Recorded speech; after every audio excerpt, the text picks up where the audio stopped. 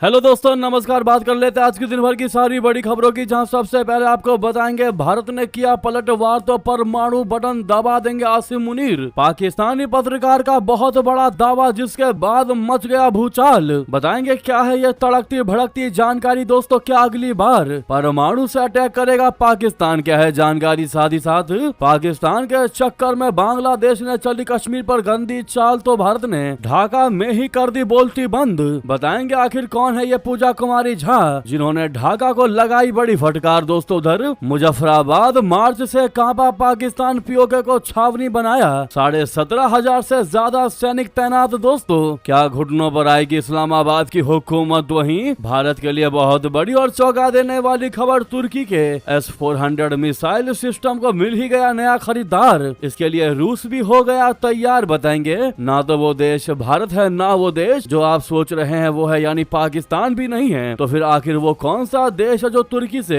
S-400 missile system को खरीदेगा, जिसके लिए रशिया भी तैयार हो गया है। दोस्तों, वहीं आपको बताएंगे क्या E20 फ्यूल के साथ अब सामान्य पेट्रोल भी मिलेगा पेट्रोल पंप पर? क्या अब आपको मिलेगा फ्यूल का विकल्प? इस मुद्दे पर सरकार ने रातों रात दिया जवाब। एक से एक बेहतरीन से बेहतरीन अपडेट आपको बताएंगे, बस आप वीडियो के अंत तक बने रहिएगा। और खबरों में आगे बढ़ने से पहले मानते हैं कि पाकिस्तान के हर हिमाकत का भारत माकूल जवाब देना जानता है, और इस बार अगर उसने कैसी भी हरकत की तो भारत छोड़ने वाला नहीं है। तो वीडियो को लाइक करके, चैनल को सब्सक्राइब करके, बेल आइकन दबा के कमेंट में जय हिंद जरूर कहिएगा। बात करते हैं पहली सबसे बड़ी खबर की, जहां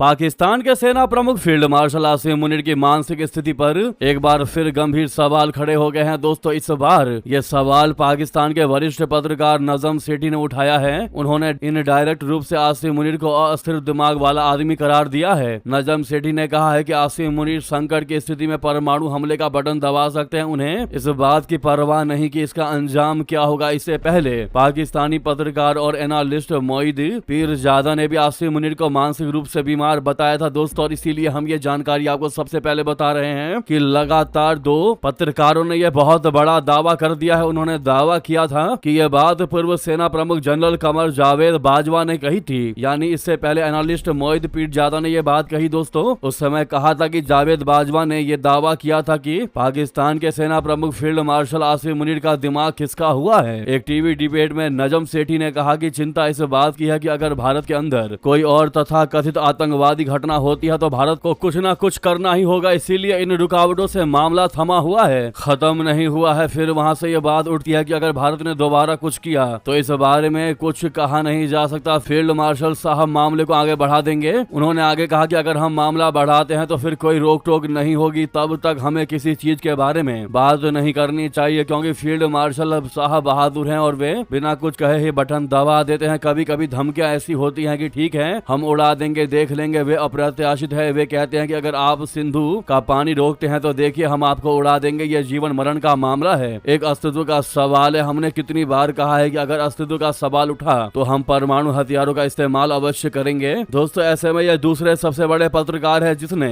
आसिम मुनीर को लेकर उनके परमाणु बटन दबाने, परमाणु का इस्तेमाल करने को लेकर बड़ा दावा, बड़ा खुलासा किया है, जिसने वाकई में तहलका तो मचा ही दिया है। लेकिन इसको आप किस नजरिए से देखते हैं? दोस्तों, क्या कहीं पाकिस्तान इस बात को कह करके साइकोलॉजी गेम तो नहीं खेल रहा ताकि वो ऐसा पर्सपेक्टिव बना दे, भारत को डराने का प्रयास करे कि हम ऐसा भी कुछ कर सकते हैं भारत के अगेंस्ट? क्या है इस मुद्दे पर आपकी राय दोस्तों? लेकिन ये है कि पाकिस्तान ने इस बार कोई भी हिमाकत की तो भारत छोड़ने वाला नहीं। यही सबसे बड़ी वजह है कि अभी भी लेफ्टिनेंट जनरल मदन राज पांडे लगातार बॉर्डर का जायजा ले रहे हैं दोस्तों, और सैनिकों को युद्ध के लिए तैयार रहने, अलर्ट रहने के लिए संदेश दे रहे हैं। वहीं नेक्स्ट जानकारी की बात कर लेते हैं, जहां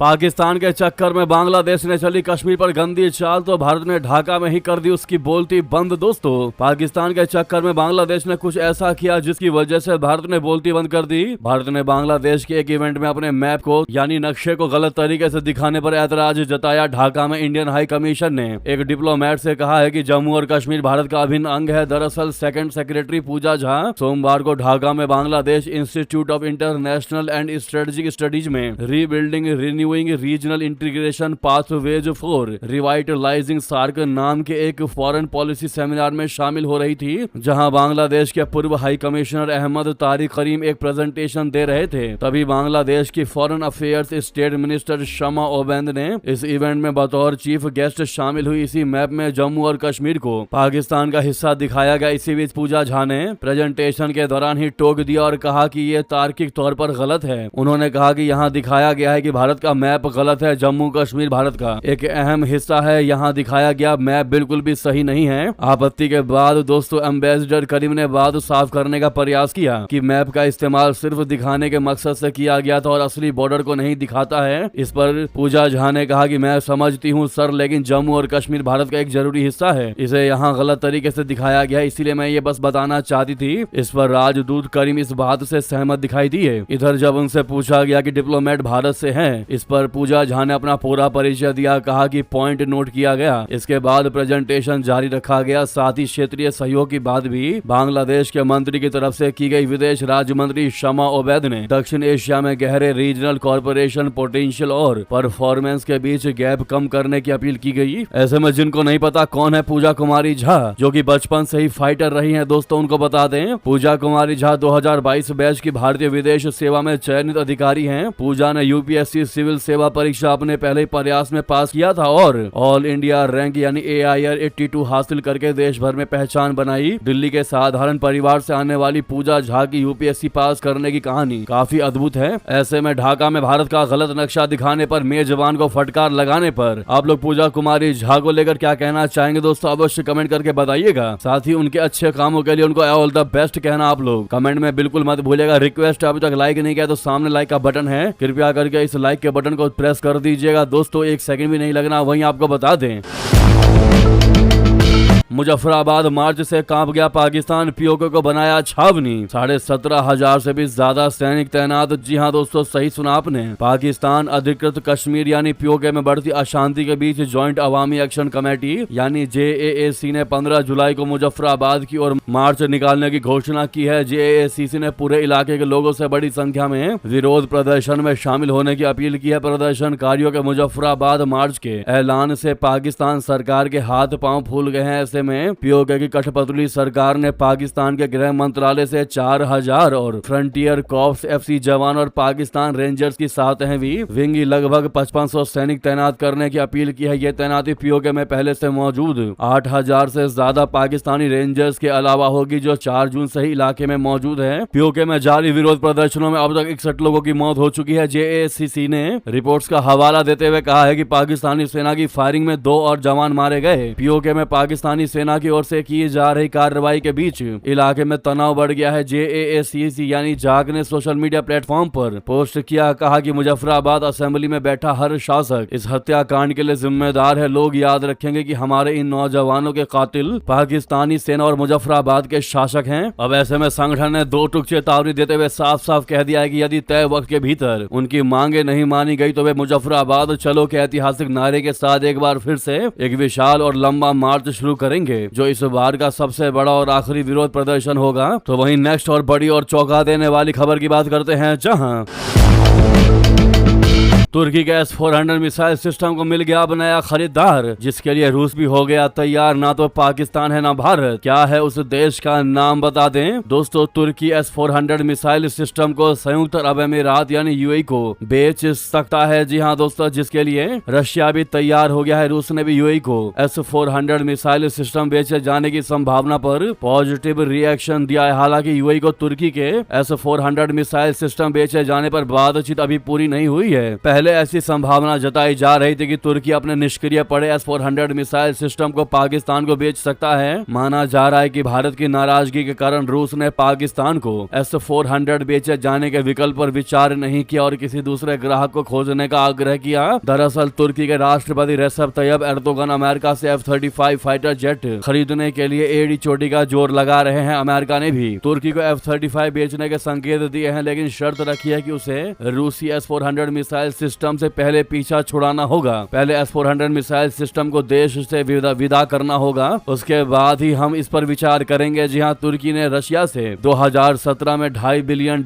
में S-400 मिसाइल सिस्टम खरीदने का सौदा किया था, जिसकी डिलीवरी 2019 में की गई थी। तब से यह मिसाइल सिस्टम तुर्की के हथियारों के गोदाम में धूल खा रही है। रूसी S-400 मिसाइल सिस्टम लंबे समय से तुर्की के लिए सिर दर्द बने हुए हैं। इस खरीद के कारण अमेरिका ने तुर्की को अपनी 5 हैवी पीढ़ी के F-35 फाइटर जेट प्रोग्राम से बाहर कर दिया था और उसकी डिफेंस इंडस्ट्री पर कार्डसा के तहत प्रतिबंध लगा दिए थे। अमेरिका के पास अब भी 6 F-35 फाइटर जेट स्टोर में रखे हैं, क्योंकि 2020 में अमेरिकी कानून के तहत इनके ट्रांसफर पर रोक लगा दी गई थी। दोस्तों, 2025 में ट्रंप के दोबारा सत्ता में आने के बाद अमेरिका और तुर्की के रिश्ते सुधरते दिखाई दे रहे हैं। ऐसे में S-400 का मुद्दा और तुर्की के F-35 प्रोग्राम में संभावित वापसी चर्चा के अहम विषय बन चुके हैं। 2020 के नेशनल डिफेंस ऑथराइजेशन एक्ट के तहत ये जरूरी है कि F-35 जेट मिलने से पहले अमेरिकी सरकार ये सुनिश्चित करे कि तुर्की के पास S-400 सिस्टम ना हो। ये कानून 2019 में ट्रंप द्वारा तुर्की पर लगाए गए प्रतिबंधों को हटाने की शर्तों को भी कड़ा करता है। तो UAE यानी कि संयुक्त अरब अमीरात वो देश है दोस्तों जिसको तुर्की अपना निष्क्रिय पड़ा S-400 मिसाइल सिस्टम बेच सकता है, जिसके लिए ना तो भारत नाराज होगा ना ही रशिया, जो कि साफ दिखाई दे रहा है। रूस तो पूरा सपोर्ट कर रहा है, लेकिन भारत को इससे अब कोई फर्क नहीं पड़ने वाला अगर वो ऐसा करता भी है तो। लेकिन यहाँ पर रशिया की रिस्पेक्ट इसलिए की जाएगी क्योंकि व्लादिमीर पुतिन ने भारत के साथ यहाँ दोस्ती निभाई और जैसा तुर्की चाहता था और जैसा पाकिस्तान तुर्की से चाह रहा था, इनका मंसूबा पूरा नहीं होने दिया व्लादिमीर पुतिन ने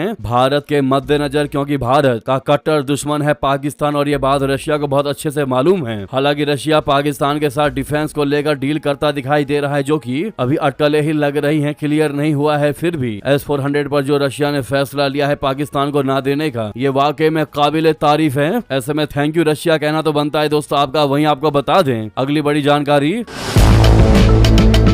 क्या आज होगा सबसे बड़ा खेला दोस्तों। मोसाद के निशाने पर मुजतबा और तेहरान का टारगेट ट्रंप।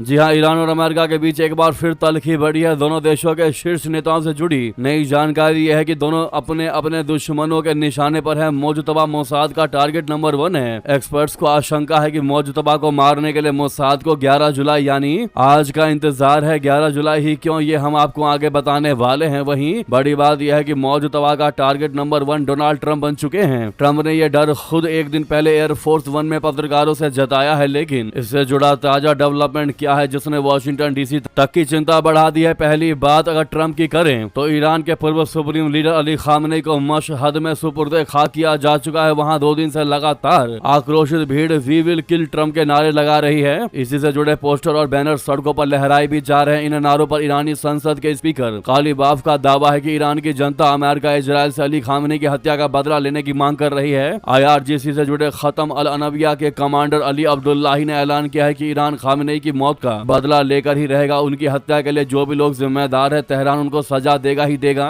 इसके लिए जिम्मेदार कौन है ये भी एक खुली किताब की जैसा ही है। आपको पता ही होगा दोस्तों, जिनको नहीं मालूम उनको बता दे। पहले नंबर पर नाम आता है ट्रंप का और दूसरे नंबर पर इजराइल के PM बेंजामिन नेतन्याहू का। वही अगर मोसाद के दावे की बात करें तो द वॉल स्ट्रीट जर्नल में एक रिपोर्ट छपी है। इस रिपोर्ट के मुताबिक इजराइल ने अमेरिका को बताया है कि उसके पास खुफिया जानकारी है जिसके अनुसार तेहरान ट्रंप की हत्या की नई योजना बना रहा है। वहीं इसी बीच सवाल अब यह भी है कि क्या इस समय मुजतबा खामनेई को भी हत्या का डर सता रहा है। दरअसल इसकी शुरुआत अली खामनेई के सुपुर्दे खाक कार्यक्रम से होती है, जहां उनके 3 बेटे शामिल हुए, लेकिन चौथे बेटे मुजतबा खामनेई नहीं आए। मुजतबा इससे पहले अपनी पत्नी की शोक सभा में भी नहीं गए थे। दोनों ही बार ईरान की तरफ से ये कहा गया है कि इजराइल से खतरा है। अब खबर है कि मुजतबा खामनेई 11 जुलाई यानी आज दुनिया के सामने आ सकते हैं। पिछले 4 महीने से उनके बारे में जो मिस्ट्री बनी है कि वो किस हाल में है, कहां है, इन सवालों का जवाब शायद आज मिल सकता है। असल में ईरानी मीडिया के मुताबिक 11 जुलाई को मुजतबा खामनेई सार्वजनिक तौर पर दिखाई देंगे, क्योंकि आज उनके पिता अली खामनेई की श्रद्धांजलि सभा है। दोस्तों देखते हैं क्या होता है, एक बार सामने आ जाए खाली। इसीलिए दोस्तों रिक्वेस्ट है, जो पहली बार हमारे इस खबर को देख रहे हैं, वीडियोस को देख रहे हैं, आपसे रिक्वेस्ट है सब्सक्राइब करके बेल आइकन अवश्य दबा लीजिएगा। सामने सब्सक्राइब और बेल आइकन का बटन होगा, उनको प्रेस कर लीजिएगा ताकि सबसे पहले हम आपको अपडेट बता सके, ऑथेंटिक और सच्ची की सच्ची खबरें। वहीं ट्रंप ने फिर अपनी हत्या की आशंका जताई, कहा अगर मुझे कुछ भी हुआ तो ईरान नहीं बचेगा। जी हाँ, अमेरिकी राष्ट्रपति ट्रंप ने कहा कि अगर ईरान उनकी हत्या करने में कामयाब होता है तो अमेरिका जवाबी कार्रवाई में जितना ज्यादा होगा अत्यधिक से अत्यधिक सैन्य बल का इस्तेमाल करेगा। उन्होंने कहा कि इसके लिए उन्होंने पहले ही निर्देश दे दिया है। ट्रंप ने शुक्रवार को द न्यूयॉर्क पोस्ट से बातचीत में कह दिया है कि मैं काफी लंबे समय से उनकी सूची में हूँ, हम इस स्थिति से निपट रहे हैं। ट्रंप ने कल ही कहा कि मैंने अपने सेनाओं को निर्देश दे दिया है कि अगर मेरे साथ कुछ भी गलत होता है तो सचमुच उन पर ऐसे स्तर पर बमबारी की जाए जैसा उन्होंने पहले कभी देखा नहीं होगा। जब ट्रंप से पूछा गया कि क्या इजराइल ने उनके साथ ये खुफिया जानकारी साझा की है कि ईरान उनकी हत्या का प्लान बना रहा है, तो उन्होंने कहा कि नहीं, इजराइल से ऐसी मुझे कोई जानकारी नहीं मिली। ट्रंप ने कहा कि ईरान जो है वो कई वर्षों से उनकी हत्या का प्लान बना रहा है। उन्होंने कहा कि मैं लंबे समय से ईरान की मारने वालों की सूची में नंबर 1 पर बना हुआ हूँ, बस ईरान मौका ढूंढ रहा है कि कहां मैं उनको मिल जाऊं और वो मुझे मार दें। ऐसे में ये सबसे बड़ा सवाल खड़ा हो रहा है कि डोनाल्ड ट्रंप की जान को जो ये खतरा है, ये सच में ही ऐसा है या फिर नेतन्याहू का मास्टर स्ट्रोक है। साथ ही साथ आपको बता दें दोस्तों, अमेरिका की ओर से ईरान पर हमले बंद करने के बाद भी इस्लामिक रिपब्लिक ऑफ ईरान को निशाना कौन बना रहा है, ये एक अहम सवाल खड़ा हो चुका है। अमेरिका के हमले रोकने की घोषणा के बाद ईरान पर हुए रहस्यमय और बिना दावे वाले हवाई हमलों ने ईरानी प्रशासन को हैरानी में डाल दिया है। गुरुवार को हुए ये हमले तब हुए जब ईरान दिवंगत सर्वोच्च नेता अयातुल्ला अली खामनेई को दफनाने की तैयारी कर रहा था। इन हमलों ने दक्षिणी ईरान के कई इलाकों को अपनी चपेट में ले लिया। ईरान ने इन हमलों के लिए सीधे तौर पर किसी को जिम्मेदार नहीं ठहराया है। हालांकि एक सांसद ने संयुक्त अरब अमीरात को चेतावनी दी है कि उसने ईरान के खिलाफ अमेरिकी अभियान में कथित तौर पर मदद की थी। लेकिन हैरानी की बात यह है कि अमेरिका द्वारा इस घोषणा के कुछ समय बाद ही ईरान पर फिर से अटैक हो गया। ईरान की न्यूज एजेंसियां और सरकारी मीडिया ने देश के बुशहर और सिस्तान बलूचिस्तान प्रांतों, अहवाज और चाबहार शहरों और अन्य इलाकों को निशाना बनाकर किए गए कई हवाई हमलों और धमाकों की खबर दी। सेंट्रल कमांड ने इन हमलों के बारे में टिप्पणी के अनुरोध का कोई भी जवाब नहीं दिया। तो सवाल यह खड़ा हो गया कि ईरान पर आखिरकार यह हमला किसने किया। दोस्तों, अगली सबसे बड़ी चौंका देने वाली खबर की बात करते हैं, जहां आप ये जानकारी जानकर अपने भारतीय होने पर गर्व करेंगे। दोस्तों, आपको बता दें,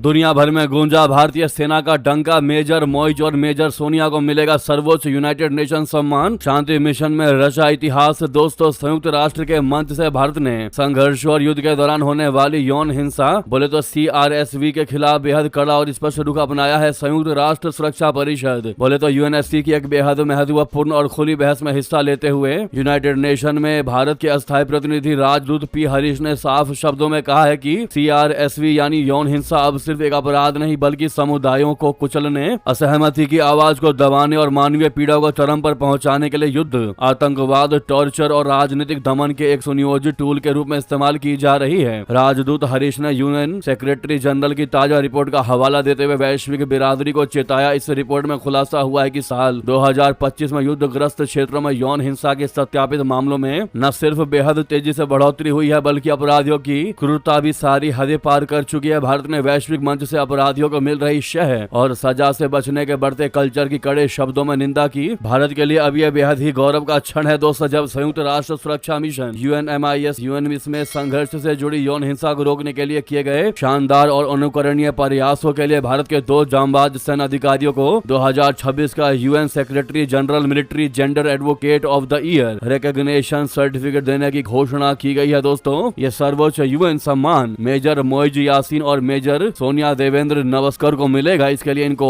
कांग्रेचुलेशन अवश्य कहिएगा आप लोग कमेंट में भर भर के। दोस्तों, वहीं आपको बता दें, ऑपरेशन के लिए तैयार रहे हमारी सेना। जी हां, लेफ्टिनेंट जनरल मदन राज पांडे जी लद्दाख में डेम चौक पहुंचे, देखी युद्ध की तैयारियां। जी हां, भारतीय सेना के फायर एंड फ्यूरी कॉर्प्स के जनरल ऑफिसर कमांडिंग बोले तो GOC लेफ्टिनेंट जनरल मदन राज पांडे जी लद्दाख में LAC पर पहुंचे। यहाँ डैम चौक सेक्टर में उन्होंने इंडियन आर्मी की युद्धक तैयारी का जायजा लिया। लद्दाख में डैम चौक सेक्टर बेहद संवेदनशील माना जाता है। यहाँ सीमा पर भारत और चीन की सेनाएं गश्त लगाती रहती हैं। इंडियन आर्मी की फायर एंड फ्यूरी कॉर्प्स ने सोशल मीडिया एक्स पर GOC लेफ्टिनेंट जनरल मदन राज पांडे की दौरे की फोटो शेयर की। इसमें लिखा गया है कि 9 जुलाई 2026 को फायर एंड फ्यूरी कॉर्प्स के GOC लेफ्टिनेंट जनरल मदन राज पांडे ने रणनीतिक रूप से महत्वपूर्ण सीमा पर ऑपरेशनल और युद्ध की तैयारी के लिए का जायजा लेने के लिए डेम चौक सेक्टर का दौरा किया। उधर आपको बता दें, भारत में बनेंगी इजराइल के आयरन डोम की मिसाइलें। राफेल तैयार, अब तलाश रहा साझेदार। जी हां, इजराइल की defence company Rafael advanced defence systems iron dome air defence system के इंटरसेप्टर के लिए भारत में एक प्रोडक्शन लाइन स्थापित करने की संभावना तलाश रही है। इसके लिए राफेल एडवांस भारत की डिफेंस कंपनियों के साथ बातचीत भी कर रही है। एक बार डील फाइनल होने के बाद भारत में ही आयरन डोम की इंटरसेप्टर मिसाइल तामीर का उत्पादन शुरू किया जाएगा। इसे भारत की मेक इन इंडिया पहल के लिए एक उपलब्धि माना जा रहा है। दोस्तों, एनडीटीवी ने सूत्रों के हवाले से बताया कि भारत में बनने वाली इस प्रोडक्शन लाइन से राफेल को अन्य देशों में इंटरसेप्टर की बिक्री में मदद मिलने, उत्पादन लागत कम होने और आवश्यकता पड़ने पर अतिरिक्त बैकअप मिलने की उम्मीद है। अगर यह समझौता फाइनल होता है तो इससे भारत के मेक इन इंडिया विजन को और गति मिल सकती है और इस क्षेत्र में एक विश्वसनीय रक्षा भागीदार के तौर पर भारत की स्थिति और मजबूत हो सकती है। दोस्तों, इतना ही नहीं, समंदर में बढ़ेगी भारतीय नौसेना की ताकत। स्वदेशी युद्धपोत महेंद्रगिरी बेड़े में होगा अब शामिल, दुश्मन देशों की उड़ जाएगी नींदें। जी हां, भारत रक्षा क्षमताओं में लगातार नए आयाम स्थापित कर रहा है। पिछले एक दशक में भारत की रक्षा क्षमता में अप्रत्याशित इजाफा देखने को मिला है। इन सब के बीच भारतीय नौसेना को 11 जुलाई को एक बड़ी ताकत मिलने जा रही है। स्वदेश में विकसित किए गए अत्याधुनिक स्टील्थ युद्धपोत INS महेंद्रगिरी को विशाखापत्तनम में आधिकारिक तौर पर नौसेना में शामिल किया जाएगा। दोस्तों, यानी आज ये सब होने वाला है। दरअसल ये प्रोजेक्ट 17A के तहत तैयार किया गया है और छठा स्टील्थ फ्रिगेट है। इसको भारत की समुद्री सुरक्षा को मजबूत करने की दिशा में एक अहम कदम माना जा रहा है। इस युद्धपोत में अधिकांश स्वदेशी सामग्री और तकनीक का इस्तेमाल किया गया है। ऐसे में आप कहेंगे कि इसका नाम महेंद्रगिरी ही क्यों रखा गया, तो आपको बता दें, महेंद्रगिरी का नाम पूर्वी घाट की प्रसिद्ध महेंद्रगिरी पर्वत श्रृंखला के नाम पर रखा गया है। ऐसे में इस बात पर भी गौर किया जाना चाहिए कि यह पहला मौका है जब भारतीय नौसेना ने किसी भी युद्धपोत का नाम महेंद्रगिरी पर्वत रखा है। यह युद्धपोत आज यानी 11 जुलाई को भारतीय नौसेना में शामिल हो रहा है। दोस्तों, ऐसे में भारतीय नौसेना को ऑल द बेस्ट अवश्य कहिएगा। वहीं आपको बता दें, 40 साल में पहली बार भारतीय PM जी का न्यूजीलैंड दौरा, PM मोदी का एयरपोर्ट पर भव्य स्वागत, कहा यह बड़ा ही ऐतिहासिक है मेरे लिए। जी हाँ दोस्तों, प्रधानमंत्री नरेंद्र मोदी जी न्यूजीलैंड के ऑकलैंड पहुंचे, जहां पर उनका भव्य स्वागत किया गया। प्रधानमंत्री मोदी जी ने इस न्यूजीलैंड दौरे को ऐतिहासिक करार दिया। बता दें कि करीब 40 साल बाद कोई भारतीय प्रधानमंत्री न्यूजीलैंड पहुंचा है। ऑकलैंड पहुंचने के साथ ही प्रधानमंत्री मोदी जी ने एक पोस्ट किया। मोदी जी ने एयरपोर्ट पर स्वागत के लिए न्यूजीलैंड के प्रधानमंत्री क्रिस्टोफर लक्सन का धन्यवाद दिया। दरअसल PM मोदी ने सोशल मीडिया प्लेटफॉर्म X पर लिखा कि कुछ देर पहले ऑकलैंड पहुंचा, एयरपोर्ट पर स्वागत के लिए प्रधानमंत्री लक्सन का आभारी हूं। यह दौरा ऐतिहासिक है क्योंकि यह 4 दशकों में न्यूजीलैंड का पहला प्रधानमंत्री स्तरीय दौरा है। मोदी ने X पर लिखा कि प्रधानमंत्री लक्सन के साथ बातचीत करने और भारत न्यूजीलैंड दोस्ती के सभी पहलुओं पर चर्चा करने के लिए उत्सुक हूं। मैं कल ऑकलैंड में एक सामुदायिक कार्यक्रम को भी संबोधित करूंगा, यानी आज के लिए उन्होंने ये बात कही है। तो वहीं आपको बता दें,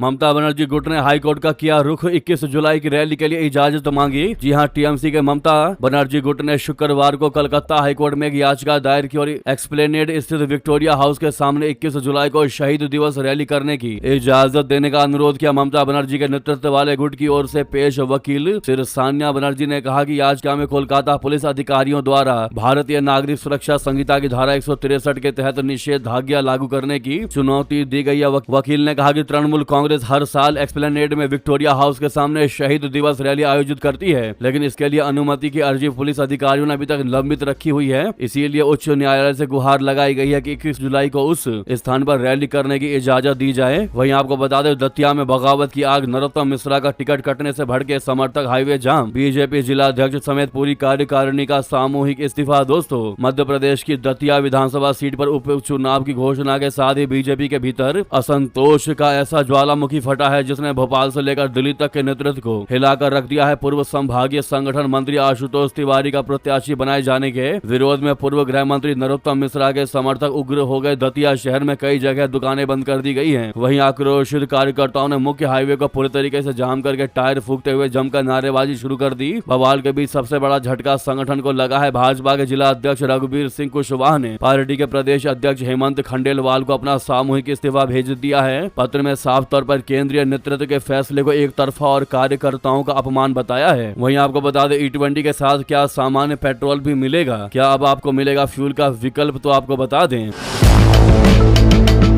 E20 फ्यूल को लेकर कोहराम मचा है। एथेनॉल ब्लेंडेड पेट्रोल से विमर्श और विवाद की ऐसी लपटें उठेंगी, इसका अंदाजा शायद सरकार को भी नहीं था। इस वक्त E20 देश में सबसे ट्रेंडिंग टॉपिक बन चुका है, जिसमें लोगों का गुस्सा है, सरकार पर गंभीर आरोप है और सारे विवाद के बीच विपक्ष सियासी माइलेज बढ़ाने के प्रयास में लगा है। वहीं सरकार ने माना है कि E20 फ्यूल से गाड़ी के माइलेज में गिरावट 3 से 5% तक आ सकती है, लेकिन सड़क पर पुरानी गाड़ी चलाने वाले लोग 20 से 30% तक गिरावट का दावा कर रहे हैं। लोग सरकार से ये भी पूछ रहे हैं कि देश के करोड़ों पुरानी गाड़ियों पर E20 का असर जानने के लिए क्या कोई स्वतंत्र और लंबी अवधि की जांच कराई गई, और अगर ऐसा कुछ हुआ तो वे डेटा जनता से क्यों नहीं शेयर किया गया। एक प्रश्न ये भी है कि अगर E20 से गाड़ी का इंजन या फ्यूल सिस्टम खराब हुआ तो खर्च और जिम्मेदारी कौन उठाएगा, सरकार, तेल कंपनियां या फिर वही आम आदमी जो शिकायत कर रहा है। इन सवालों ने लोगों की चिंताएं बढ़ा दी। गाड़ी खराब होने का डर है, कई वीडियोस है सोशल मीडिया पर वायरल है। हालांकि सरकार ऐसे वीडियोस को सिर्फ प्रोपेगेंडा बता रही है, लेकिन इस दावे के बीच सरकार का एक ऐसा बयान आया है जिससे E20 वाले विमर्श की आग और तेज हो गई है। दोस्तों, केंद्र सरकार ने अब साफ कर दिया है कि देश के पेट्रोल पंपों पर सादा पेट्रोल यानी प्योर पेट्रोल, E10 और E20 तीनों को एक साथ बेचना मुमकिन नहीं है, जैसा कि जनता चाहती है। ऐसा संभव नहीं है। पेट्रोलियम और प्राकृतिक गैस मंत्रालय ने शुक्रवार को एक नोट जारी करके साफ कर दिया कि देश में E20 यानी 80% पेट्रोल और 20% एथेनॉल वाला ही स्टैंडर्ड फ्यूल बना रहेगा। सरकार ने साफ कहा है कि अलग अलग तरह के पेट्रोल ग्रेड रखने से न सिर्फ